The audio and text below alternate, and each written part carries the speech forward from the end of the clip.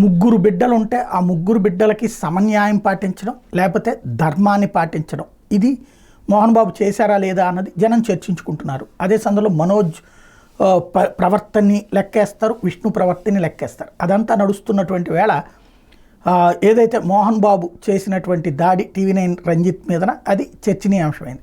ఈ దశలో మోహన్ బాబు దేశం విడిచి పారిపోయారు దుబాయ్ అని ఒక పక్కన చర్చ నడుస్తుంటే, కోర్టులో కూడా ఆ వాదనలు నడుస్తున్నటువంటి సందర్భంలో ఏదైతే ముందస్తు బెయిల్కి సంబంధించి ఇంటరిమ్ ఆర్డర్ ఇవ్వడానికి కోర్టు నిరాకరించినటువంటి నేపథ్యంలో అరెస్ట్ చేయడానికి అసలు మోహన్ బాబే దొరకట్లేదు అన్నటువంటి సిచ్యుయేషన్కి దుబాయ్కి వెళ్ళిపోయారంటే దాని మీద అఫిడవిట్లు వేసేటటువంటి సిచ్యుయేషన్ వస్తే, మోహన్ బాబు గారు ఇప్పటిదాకా వస్తున్నటువంటి ఆ నెగిటివిటీని పోగొట్టుకునేందుకు సోషల్ మీడియా ప్లాట్ఫారాల్లో చక్కటి ఒక కొత్త ఎత్తుగడ వేశారు. ఏంటంటే తన పాత సినిమాలు, ఆ సినిమాలకి జరిగినటువంటి కష్టాలు నష్టాలని హైలైట్ చేస్తూ ఒక పాజిటివ్ ఇమేజ్ క్రియేట్ చేసుకునేటటువంటి ప్రయత్నం చేస్తున్నారు.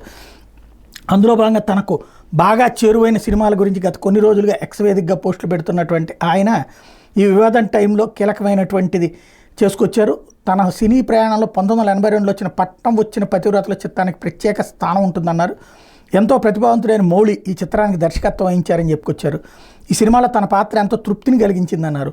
ముఖ్యంగా తన ప్రియమిత్రుడు చిరంజీవితో స్క్రీన్ పంచుకోవడం, ఆయనకు సోదరుడిగా నటించడం ప్రత్యేక అనుభూతిని మిగిల్చిందని చెప్పారు.